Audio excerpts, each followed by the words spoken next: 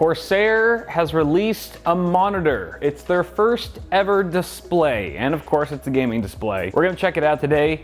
It's right here. Haven't even taken it out of the packaging, the shipping packaging. This is the Xeneon, I'm getting fancy with these names. Xeneon 32QHD 165. And I'm sure you guys can guess some of the specs of this monitor just based on that name alone. Why don't we take it out of the box and have a closer look? Closer look.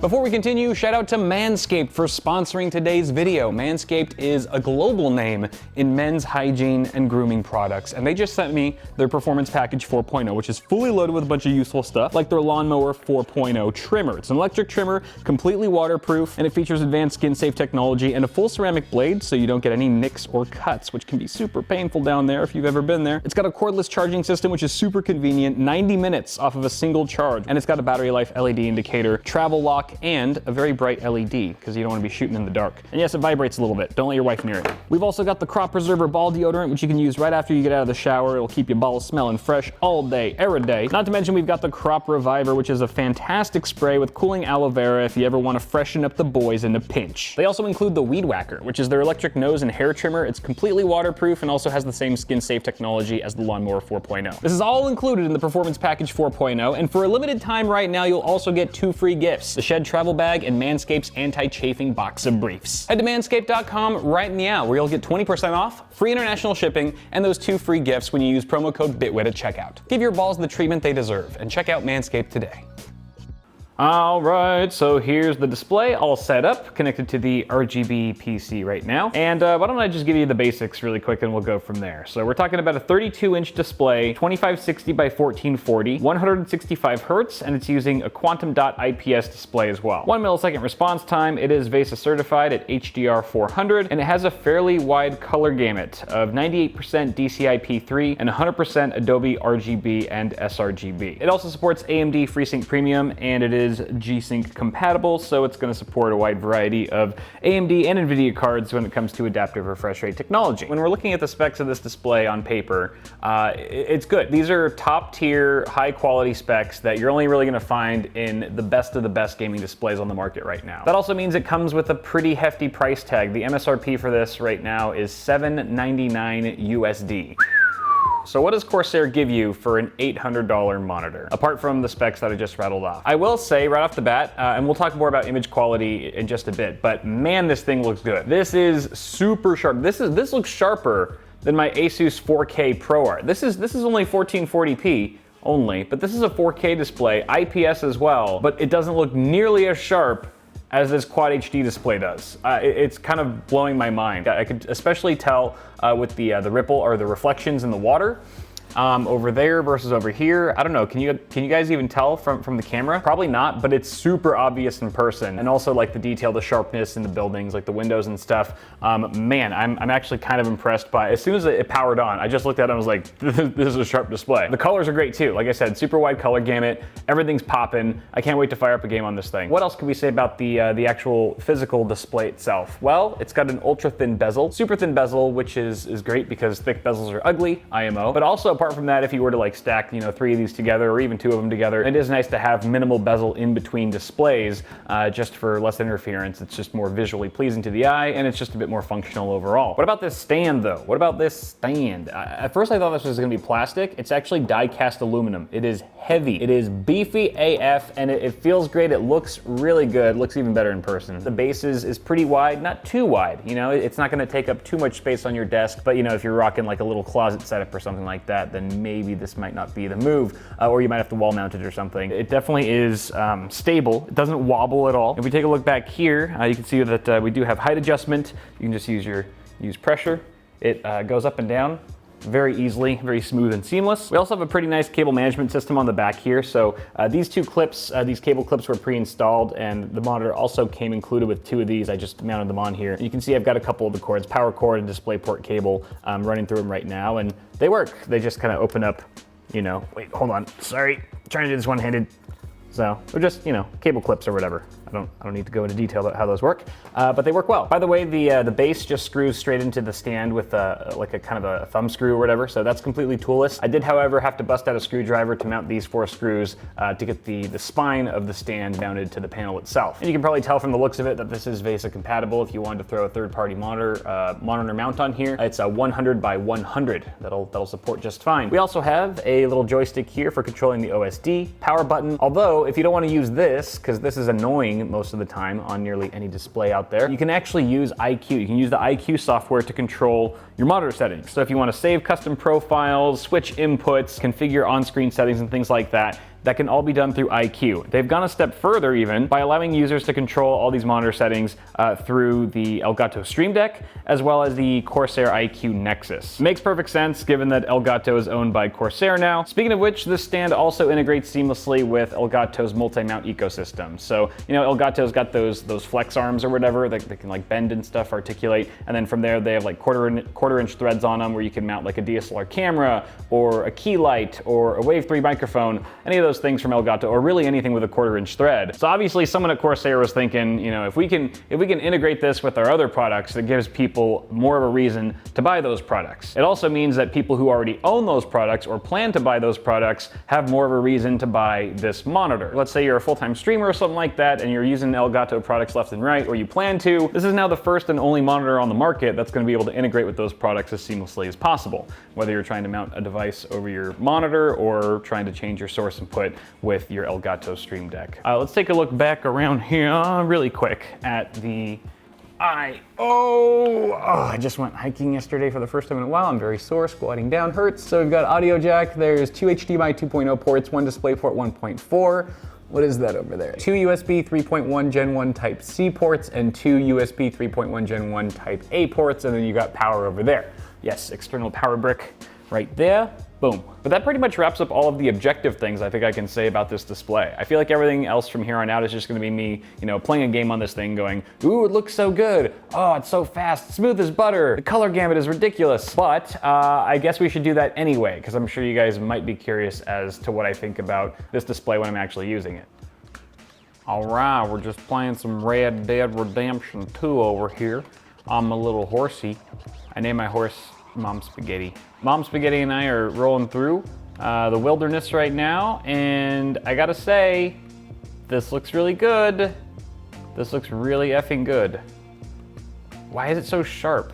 Are they using some kind of, I don't have DLSS on, do I? But I mean, even if I did, this is still exceptionally sharp. Sorry, my my face cam is covering up some of the UI here. 2560 by 1440, 165 refresh rate. Yes, that's what we'd like to see. VSync off. Let's see, quality preset level. Ooh, let's just, can we just, we're gonna tank the system. There's a RTX 2080 Ti in here. So I'm gonna back down a little bit. Let's do right there, that looks good. And then DLSS. I don't have the driver update for DLSS. Hold on. All right, drinking 20s here in blah, blah, blah, blah, blah. Restart now, sure. Please no Windows updates, please no Windows updates. Yay, okay, we're good, in the clear. Let's try this again. Damn, the screen does look really good, I gotta say. How does it compare to my LG Ultra Gear over here? The Ultra Gear is pretty good too. I don't have the same desktop wallpaper, so I can't compare. I should do that. I should get, what wallpaper is this? I just got it from Google. I didn't save the wallpaper, of course. Buildings. All right, you know what? I'm just gonna download a new wallpaper and put it on both monitors. Okay, I got the same wallpaper on both the Xeneon as well as my LG Ultra Gear 4K 144 Hertz display. And I'm gonna do a quick visual comparison here. I'm looking at the LG one, or the Corsair Xeneon. Okay, making out some details. And now I'm gonna go over to the LG display and, okay. Interesting. Let's go back over here. Corsair. All right, so that looks a little blurry. This looks pretty sharp. You can see the individual lines in the screen of the geisha, whatever the hell she is. And then quick over here, back to LG. All right, this looks a lot sharper. This area looks way sharper, and the lines are much more defined here. So remember, this is 4K though. I just had to do this test really quick after seeing how much better the Xeneon looked than my 4K Asus ProArt 4K display. But yeah, obviously this LG Ultra Gear is much newer. It's a much newer display than the Asus one, so that makes sense. But what about color? Let me just compare the color here. Color of the LG looks pretty good. This is an IPS display as well. Not quantum dot though, just nano IPS, LG's nano IPS. And over here, ooh, the color on the Corsair might be better. I would say it is. The color gamut on this display is better than my LG. No, I need to have the best monitors in every area. This is unacceptable. What do you have to say for yourself, Geisha? Okay, jokes aside though, seriously impressed so far with the Xeneon's color reproduction. It is, like I said, it's popping, guys. It looks really, really good. Get that quantum dot. Okay, can we go back to Red Dead? Let's do that. All right, back with Mom Spaghetti. Oh, let's check settings. Let's see if we can turn DLSS on. We went through all that hassle. Bum, ba, bum, bum. Okay, yeah, we gotta reconfigure this anyway. Full screen, 165, off. Why isn't it? Jeez, it doesn't respond. Stupid. NVIDIA DLSS. DLSS will do balanced, sure. Apply. All right, so what am I experiencing right now? Well, this isn't the best game to test out the refresh rate, but honestly, 165 hertz, there's nothing really special about that. There's plenty of other monitors out there at that resolution or higher, much higher in some cases, but it does feel smooth for what it's worth, as to be expected. The resolution, I don't know why this looks so sharp. I would 100% believe someone if they told me this was 4K. 100,035 ABCD%. It's just so crispy. How did they do that? My horse needs some oat cakes. He's running out of steam.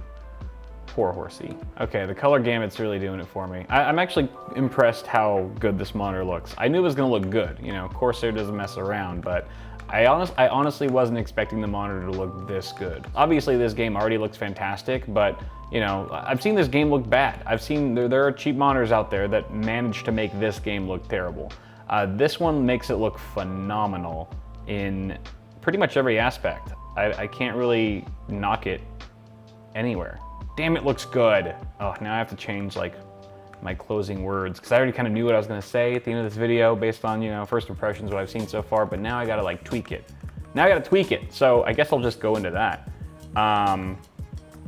What I was gonna say, sticky keys!